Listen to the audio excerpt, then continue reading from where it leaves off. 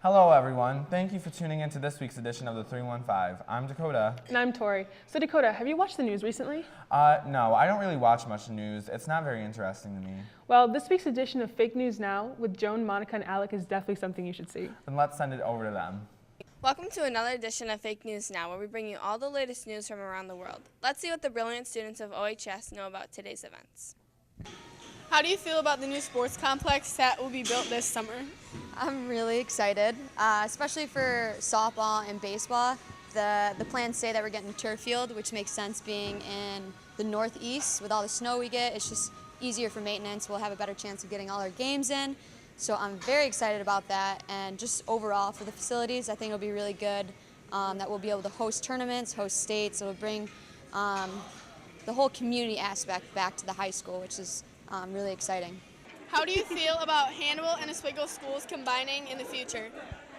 I think that we already have enough kids and our school will be crowded. How do you feel about Regents Week getting pushed back until February? I feel like we have more time to study and it gives us better time and get our grades better. How do you feel about Regents Week getting pushed back into February? I think that it should remain in January because I just want to get it over with. What are your thoughts about the new sports complex that's going to be built over this summer? Well, I think that it'll be a great thing for the school. You know, it could really help out the sports here. You know, maybe we'll actually get a few wins and stuff. It'll be a lot of fun. I think it'll be great. That's all for this edition of Fake News Now. Tune in next time for more. Now let's send it back to your anchors with the rest of your show.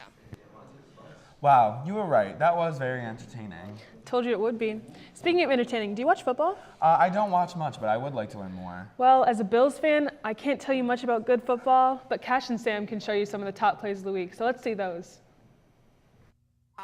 Playoffs? Don't talk about playoffs. You kidding me? Playoffs? I just hope we can win a game. What's up? I'm Sam.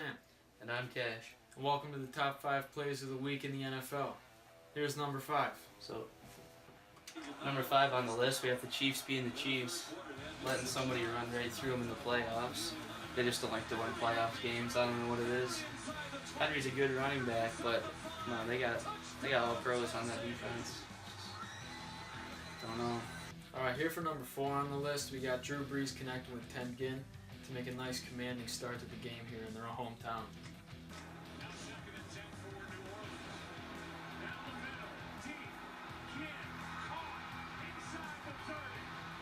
It's blazing speed, folks. Alright, now a little specialty here for you. We got the next gen stats. Ted Ginn starts out here in the snap, reaches 15 miles per hour real fast. By the time he catches the 41-yard pass, he gets up to nearly 20 miles per hour. Then he rushes down for about 39 yards to get the touchdown for the Saints. It's a good play. Saints are looking real good in the NFC. So the Panthers thought they could be the Titans and come back on the road. They had a little bit of hope here when McCaffrey took off, but Newton has to be Newton. We got a little special edition for this one. Gonna show you his top speed in and out of this little play here.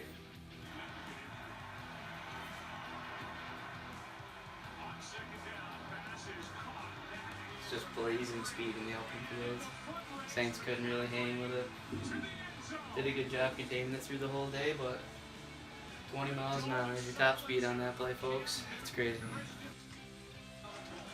Don't really need the next-gen stats on this one. It's just a crazy play. I think this has only been done actually one other time. Touchdown pass to himself. It's kind of funny because he doesn't really throw that many touchdown passes. He had more interceptions this year to be exact. Came through when it mattered down the clutch, unlike Alex Smith could. So, gotta give it to him.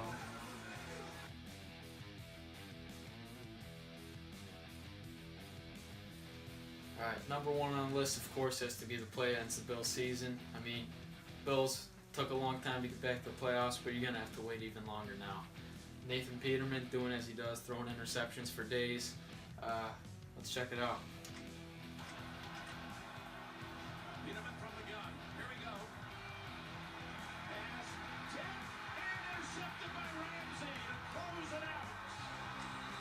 Now, of course, that's a great interception, but if the Bills were the Patriots, that thing would be called off easy.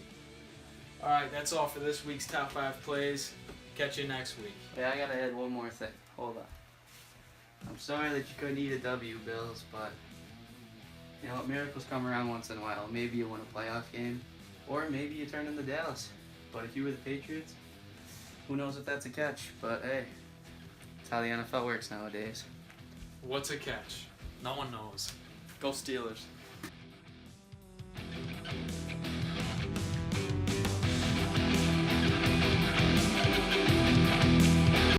Wow, that showed me some more about football than I ever thought I would know.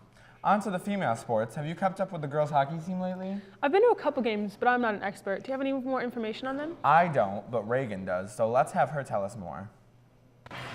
The girls' varsity hockey team has shown many improvements from last year to this year.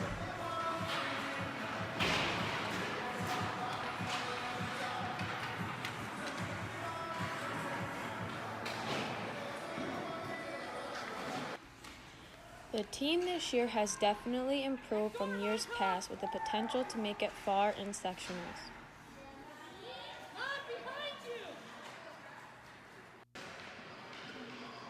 The team is coached by Mark Fierro and Dan Whitmer, and volunteer coaches Tom Roman and Jim Omenson.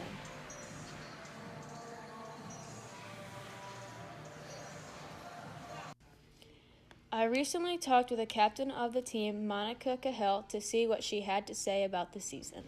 In order for us to be successful for the rest of the season, I think that we need to work on taking less penalties during games because it hurts our team. And we need to work on being more encouraging on the bench, shooting more when we have the opportunity, and just passing the puck when you see an open teammate.